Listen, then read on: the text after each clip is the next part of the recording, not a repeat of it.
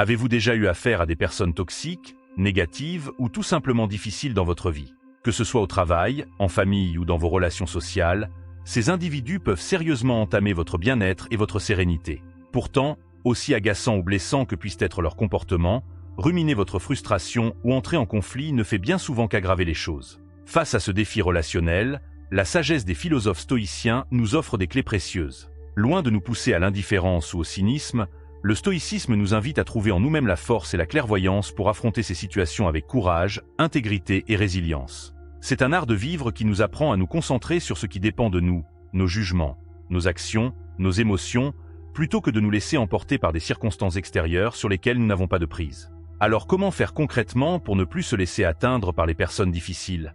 Comment préserver notre équilibre intérieur sans pour autant devenir insensible ou méprisant?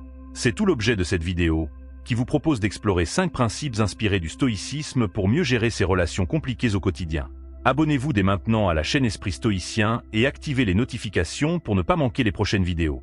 Vous y découvrirez des conseils concrets et des réflexions inspirantes pour vivre selon la philosophie stoïcienne au XXIe siècle. Et surtout, suivez cette vidéo jusqu'au bout, car chaque partie approfondit la précédente et vous permettra d'avoir une vision complète du sujet. Commençons sans plus attendre ce voyage philosophique. Comprendre ce qui est sous notre contrôle est le point de départ fondamental de la pensée stoïcienne. Comme l'enseignait Épictète, nous devons faire la distinction entre ce qui dépend de nous et ce qui n'en dépend pas. Nos pensées, nos jugements, nos actions sont de notre ressort. Mais le comportement et les paroles des autres personnes, aussi déplaisantes soient-elles, échappent à notre contrôle direct. Vouloir les changer à tout prix est vain et ne mène qu'à la frustration. Cela ne signifie pas pour autant que nous devons rester passifs. Mais plutôt que de chercher à façonner les autres à notre image, concentrons-nous sur la seule chose que nous maîtrisons vraiment, notre propre attitude. C'est ce que fit Marc Aurèle tout au long de son règne. Cet empereur philosophe dut composer avec nombre de courtisans envieux et d'opposants vindicatifs qui ne cessaient de le critiquer injustement. Pourtant, il s'efforça toujours de répondre à la médisance par la tempérance, à la mesquinerie par la magnanimité. Car c'est là un autre pilier de la sagesse stoïcienne, cultiver la compassion et l'empathie, même et surtout envers ceux qui nous causent du tort. Rappelons-nous que chaque être agit selon sa compréhension du monde, aussi limitée soit-elle. Derrière l'agressivité et la négativité se cache bien souvent de la peur, de la souffrance, un sentiment d'infériorité ou d'injustice.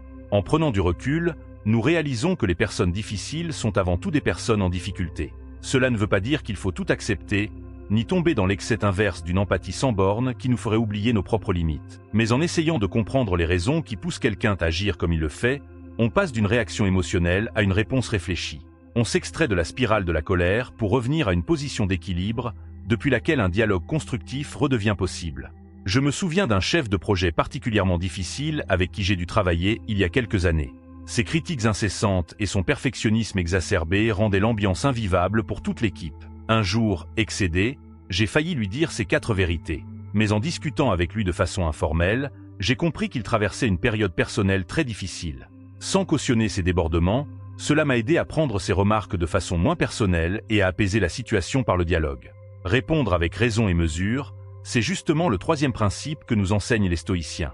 Prends garde que la douceur de ton caractère ne dégénère en faiblesse, avertissait Sénèque. Autrement dit, faire preuve de compréhension et de compassion ne veut pas dire se laisser marcher sur les pieds. Face à un interlocuteur déraisonnable, nous avons le droit et même le devoir d'exprimer notre désaccord, de poser nos limites, mais toujours en gardant la maîtrise de nous-mêmes. Souvenez-vous de cette maxime d'Épictète, ce qui trouble les hommes, ce ne sont pas les choses, mais les jugements qu'ils portent sur les choses. En d'autres termes, entre un événement et notre réaction, il y a un espace. Et dans cet espace se loge notre liberté de choisir notre réponse. Alors la prochaine fois que quelqu'un vous irrite, prenez une profonde inspiration. Décidez en conscience de la conduite à tenir, sans vous laisser emporter par une impulsion du moment que vous pourriez regretter. Facile à dire, moins facile à faire, me direz-vous. C'est vrai, et les stoïciens en étaient bien conscients. C'est pourquoi la quête de la sagesse est pour eux un entraînement de chaque instant, un travail sur soi au long cours. Avec le temps et la pratique, on apprend peu à peu à mieux maîtriser ses émotions et ses réactions. Non pas en les niant ou en les refoulant, mais en les accueillant lucidement pour mieux les transcender. Car c'est bien de cela qu'il s'agit en définitive.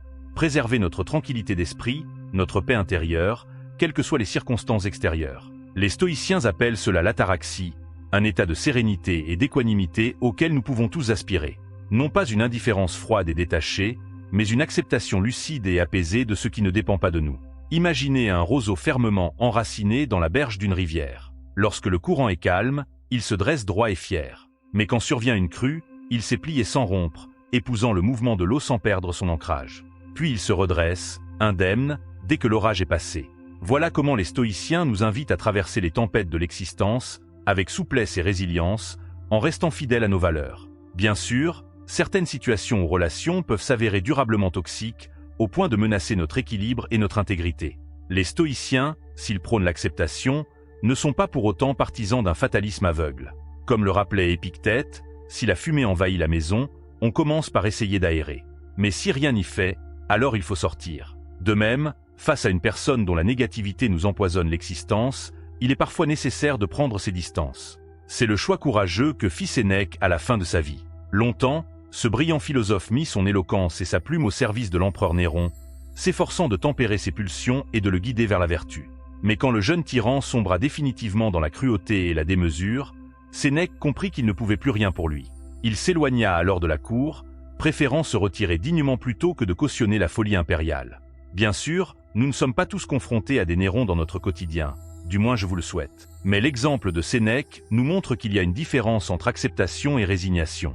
Faire preuve de tolérance et de compréhension ne veut pas dire tout tolérer. Parfois, la meilleure façon de préserver notre intégrité est encore de nous éloigner d'une personne dont la toxicité menace de nous contaminer. Non par lâcheté ou par indifférence, mais par un souci de rester fidèle à nous-mêmes. En résumé, le stoïcisme nous offre des clés précieuses pour mieux gérer les relations difficiles, se concentrer sur ce qui dépend de nous, cultiver la compassion, répondre avec mesure, préserver notre tranquillité d'esprit et savoir s'éloigner quand c'est nécessaire. Mettre ces principes en pratique au quotidien n'est pas toujours facile, mais c'est un chemin qui en vaut la peine. Concrètement, je vous invite à commencer dès aujourd'hui par un petit exercice. La prochaine fois que vous serez confronté à une personne difficile, prenez un instant pour observer vos pensées et vos émotions. Plutôt que de réagir impulsivement, demandez-vous, qu'est-ce qui dépend de moi dans cette situation ? Quelle est la réponse la plus sage et la plus mesurée que je puisse apporter ? En prenant ainsi du recul, vous constaterez qu'un espace de liberté s'ouvre entre le stimulus et votre réaction. Avec le temps, cette pratique de la vigilance et du discernement deviendra une habitude, une véritable hygiène mentale et émotionnelle. Vous apprendrez à accueillir avec plus de sérénité ce que vous ne pouvez pas changer, et à agir avec plus de justesse là où vous le pouvez. Non seulement vos relations s'en trouveront apaisées, mais c'est votre rapport à vous-même et au monde qui s'en verra transformé. Alors n'hésitez pas à partager en commentaire vos retours d'expérience et vos réflexions sur le sujet. Vos témoignages sont précieux pour faire vivre cette communauté et s'enrichir mutuellement. Et si cette vidéo vous a plu, likez-la et abonnez-vous à la chaîne pour soutenir Esprit Stoïcien. Belle route à vous sur le chemin de la sagesse.